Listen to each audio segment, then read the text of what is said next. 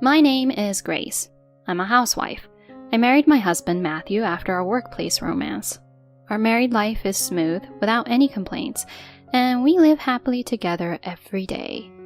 I've heard that many people struggle with their spouse's relatives after marriage, especially when it comes to a sister-in-law. I've heard that it can be quite troublesome. However, Olivia, my husband's older sister, and I get along very well.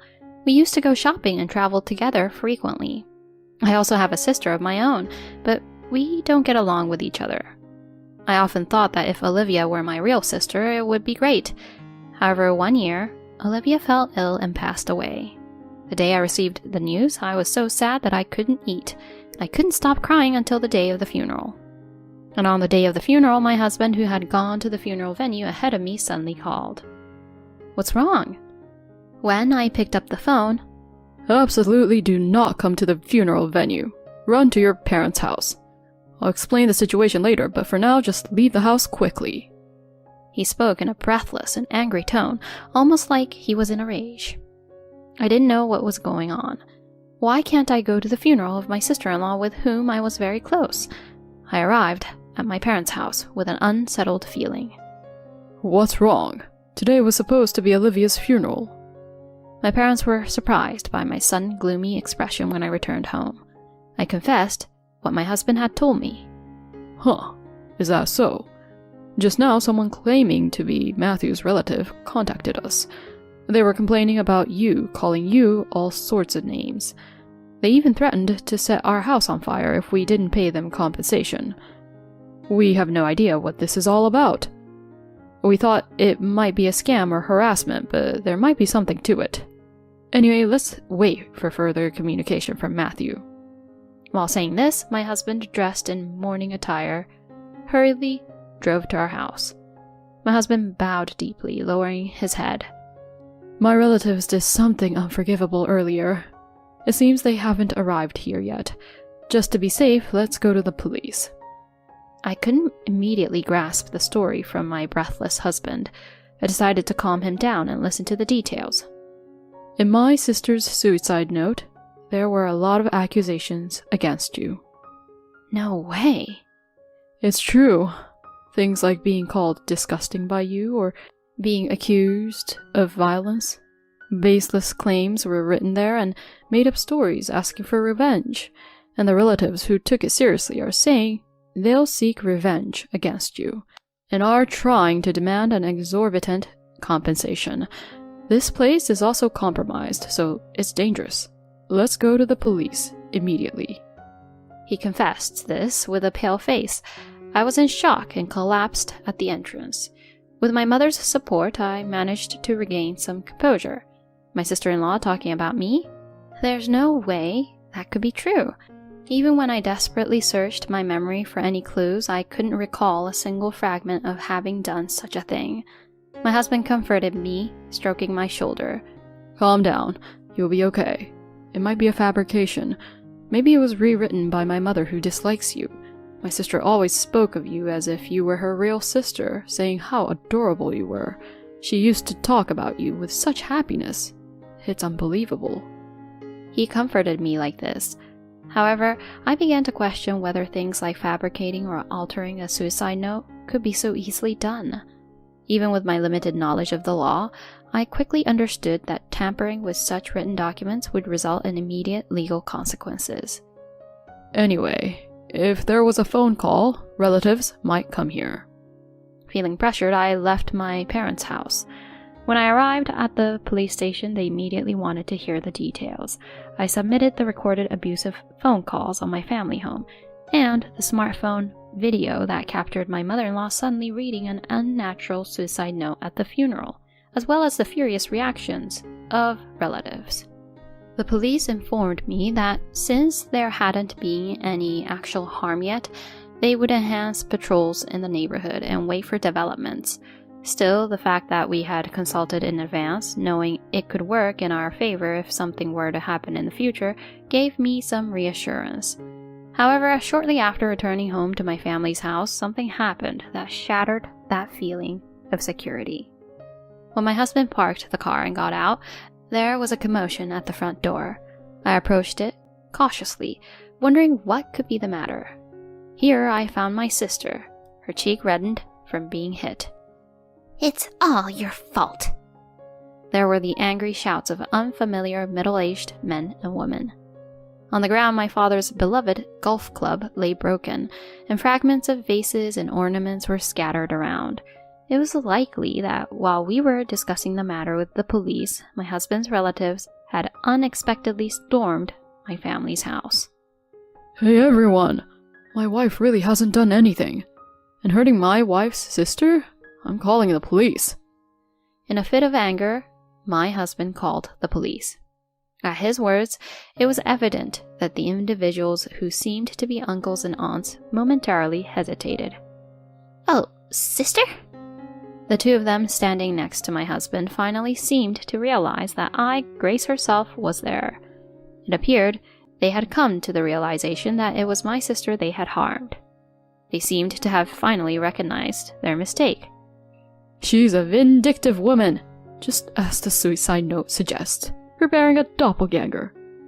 How could you bully Olivia, whom we've cherished since childhood?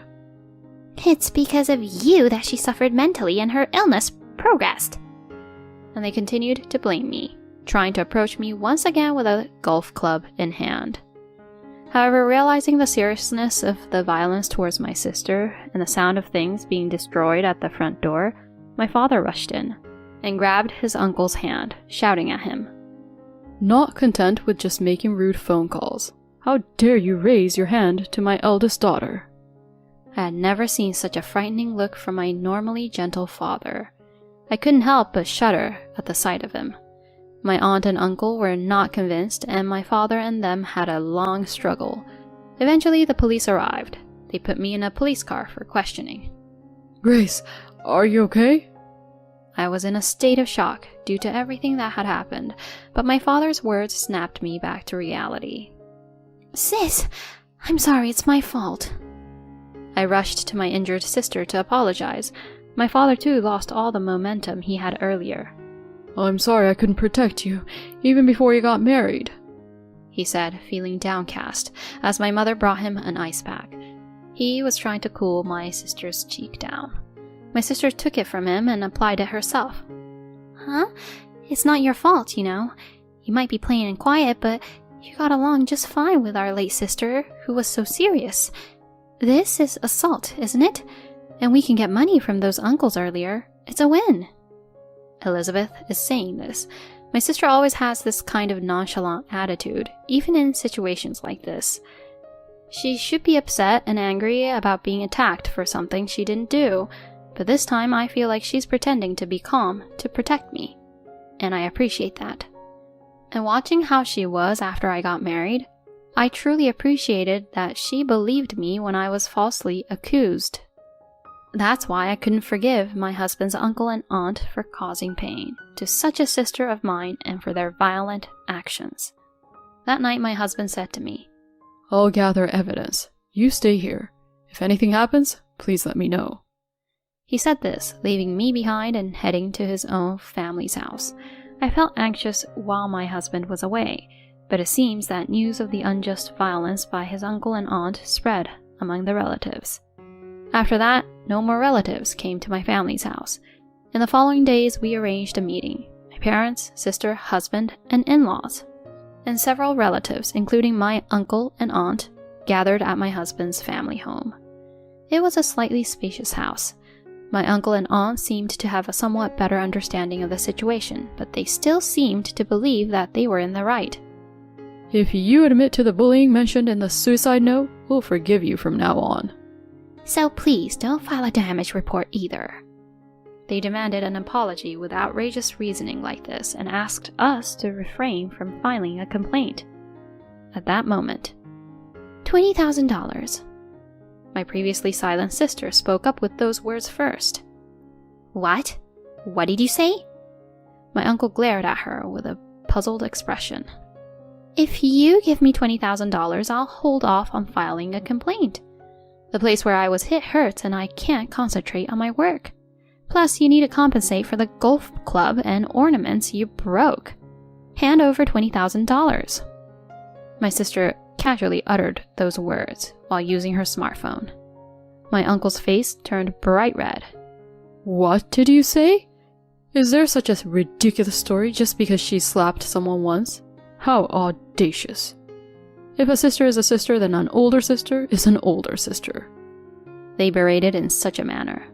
To top it off, they turned to my parents and said, Raising such shameless sisters. Don't you feel ashamed as parents?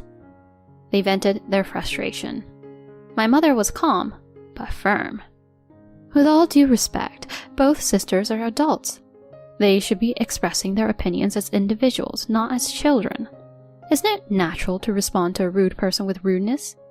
I cannot fully comprehend the fear and pain you felt when you were suddenly struck by them. I can't understand the anger since I've never experienced it. She replied quietly. Honestly, isn't the will more problematic than me? My sister spoke again, seeming to have no interest in her own situation. She yawned and casually asked, perhaps because the will, which could have been tampered with, had caused my husband's relatives to act outrageously. About that, it was indeed done by you, Mom, right? My husband turned to his own mother and questioned her. My nervous-looking mother-in-law, who had been restless for a while, flinched. I'm losing memory. My recollections are so unclear. She tried to excuse herself with a somewhat placating tone. Ignoring that, my husband unfolded a piece of paper. This is my sister's real will. The location where my mother hid it was written in my mother's diary, and I searched and found it. Someone fabricated a will full of lies, making it sound real and fooled our relatives. Who's the fool here? My husband suppressed his anger and spoke in a voice filled with disappointment. My mother, in her diary, she wrote cruel things like, it would be better if my son's wife had replaced his sister. She wrote cruel things without any hesitation. I can't consider her my mother anymore. My husband stared at his biological mother with a cold gaze. My mother-in-law's words gradually faded in front of that gaze, and in the end she was sobbing. My father-in-law, who had been quietly listening to the situation, spoke up. It's my responsibility for not seeing what kind of person she really was. Son, you don't need to have anything to do with this house and our relatives ever again. Live happily, far away. From now on, I will monitor her and ensure that you don't have to see her. It's the least I can do to make amends. My husband nodded in response to these words and then turned to the silent uncle and aunt. Please, go ahead and pay the $20,000 that were offered earlier. Otherwise, I will indeed file a police report with all the evidence we have. I would prefer that, but it seems to be your preference. My aunt and uncle shook their shoulders and glared at my sister. $20,000 to such an ill-mannered girl. Yay! I can buy bags from Louis Vuitton and Callaway golf clubs. Lucky! My sister had a triumphant expression, grinning broadly. Although I disliked some aspects of my sister's personality, this time I felt that her happiness wasn't just innocent joy. Our father's cherished golf club had been broken, our mother's carefully arranged vase was shattered, and I had been unjustly dragged into this absurd trouble. As a family of three, we were left stunned, and it seemed like she intentionally used rude language without any concern for our feelings. Despite the scene, my mother-in-law clung to my husband's legs, crying. You're all I have left. Only you, my beloved son. However, my husband's heart remained firmly closed. So does my sister not matter at all to you? The will was switched, wasn't it? That's right, isn't it? No. Listen to your mother. Can we please stop this already? How much more of an ugly person can you be?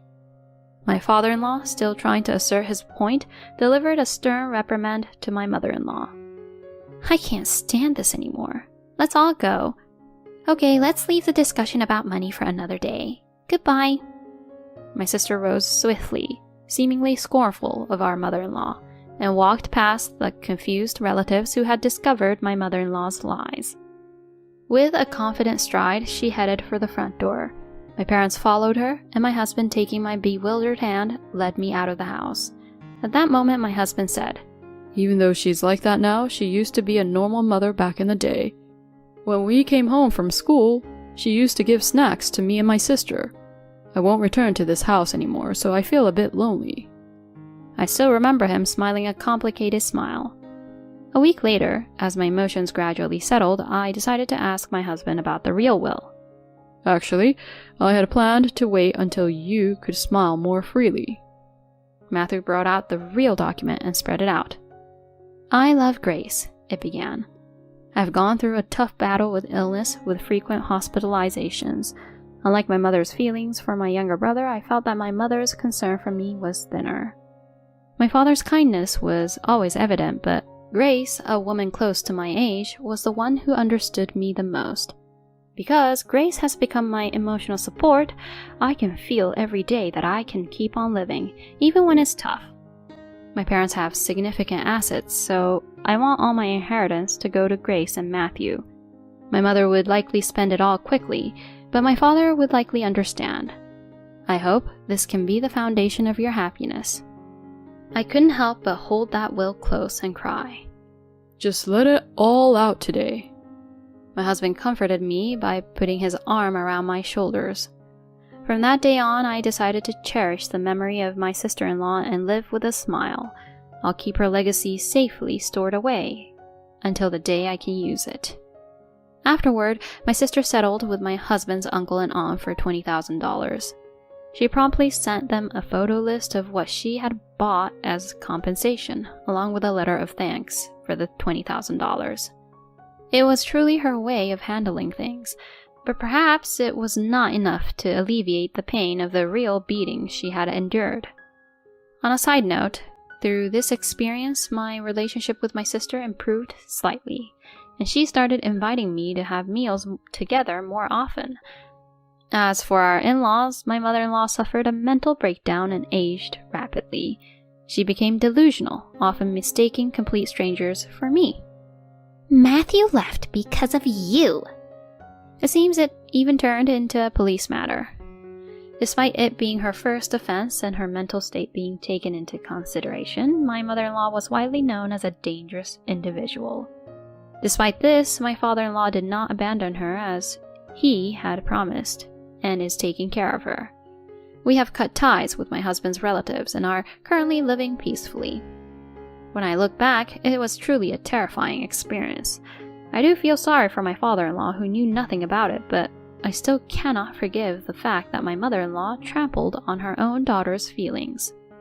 For the sake of the older sister who prayed for us to live happily, my husband and I aspire to lead a long life together, taking it slowly and peacefully.